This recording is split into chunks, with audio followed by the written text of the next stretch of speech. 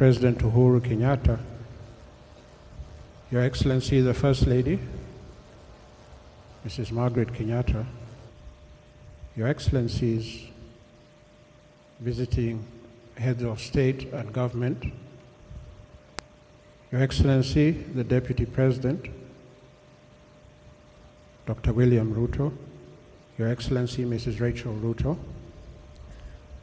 ladies and gentlemen, Your Excellency, today my heart feels very heavy. It has been quite an arduous week, and today I woke up with a tremendous sense of sadness and loss.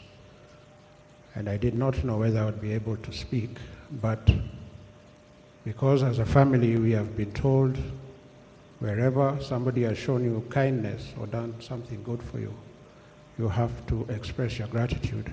I stand here on behalf of my family, my immediate family, and the entire Kibaki family, to say, first of all, we are very grateful to you, Your Excellency, for all the care, the love you have shown to our father from the day he retired in 2013 up to this moment. Mzee has not wanted for anything. Your government has assisted him in everything that he has required. Indeed, in his latter years, in his final years, when his medical condition was deteriorating, you personally ensured that he had access to the best medical care in Kenya and indeed in the world. And for that, we are truly grateful. Your Excellency, of course, we have had our hiccups over the last 9 or 10 years in looking after Mzee. But where we got stuck, the mere threat of suggesting that we are going to give you a call for further guidance would ensure that whatever was requested by the family or by Mzee was done quite expeditiously. Secondly, as a family, we would like to thank His Excellency, the Deputy President, Dr. William Ruto, who has called us and even asked his staff to call us since Mzee passed away on Friday. And they have really sought to help us and to condole with us and to see if they can be of assistance in any way. Thirdly, we'd like to thank the Armed Forces of the Republic of Kenya. You know, when Mzee passed away 1 week ago, last Friday, the military immediately took over operations at Nairobi Hospital and at Lee Funeral Home. So for us as a family, it was almost like a double loss. We had just lost Mzee, and then an hour later, the military took over and took Mzee to Lee Funeral Home, where they prepared him. But I must say, the professionalism and care shown by the armed forces of this country have enabled us actually to mourn Mzee and to honor him in a way that in which we are truly humbled. I have met colonels, I have met brigadiers. Indeed, I have even been saluted by generals. And I remember when I was walking into Parliament buildings where Mzee was lying in state on Tuesday, and I was saluted by so many military officers, I started thinking, wow, is this what it is all about? I can kind of get used to this. Maybe I'll give it a try. But having said that, the military in their own professional way, because I must say it must be the most professional institution in this country.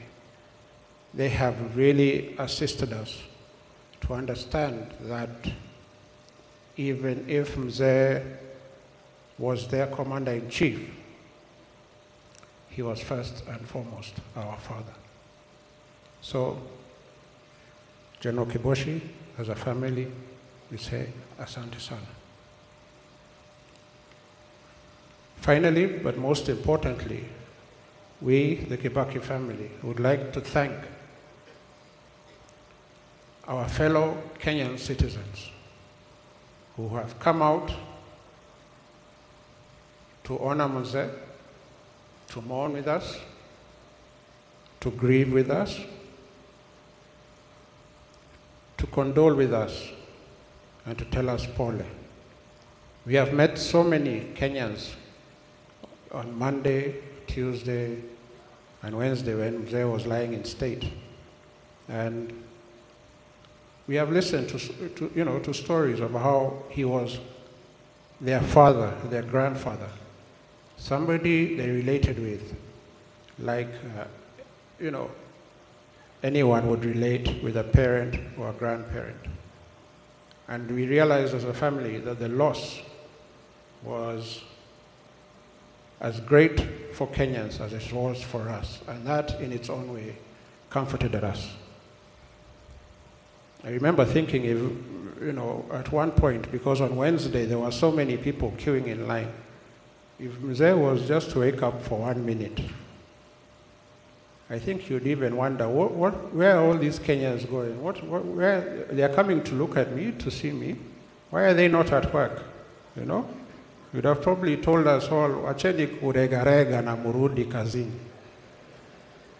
Because for him, work was very important.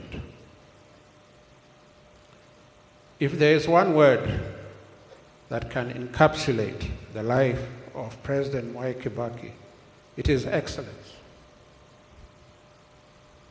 Mzee lived to excel.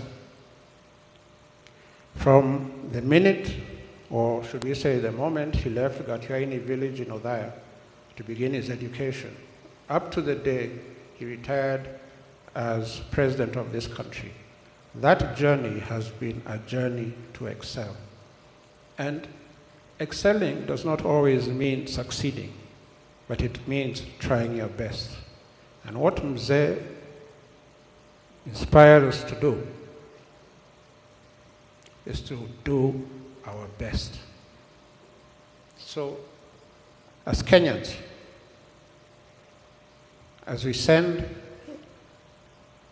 this great lion of Kenya to rest beside his beloved wife,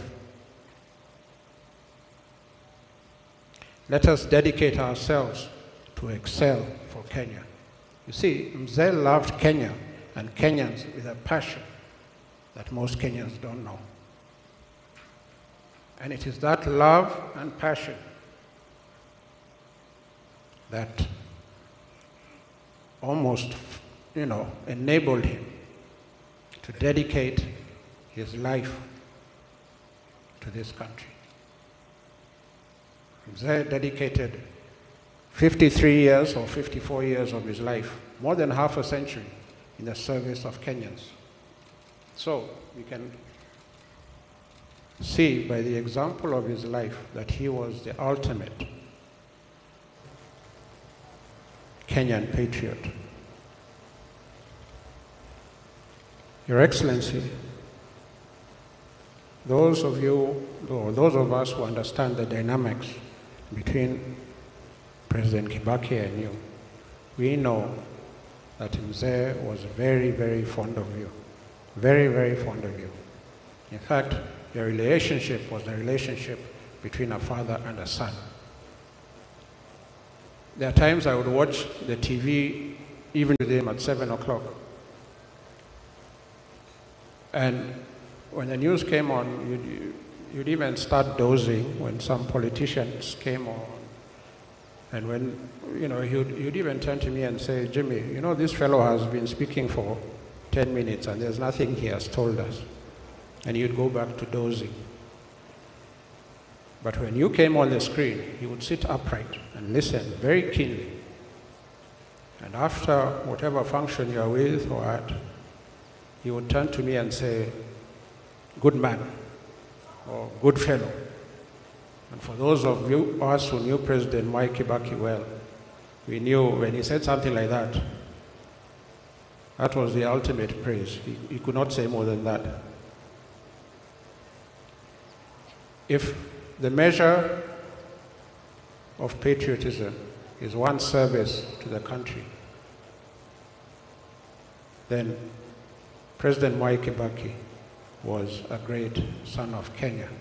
I want to thank you all for this tribute. We are overwhelmed and we are very grateful. Thank you.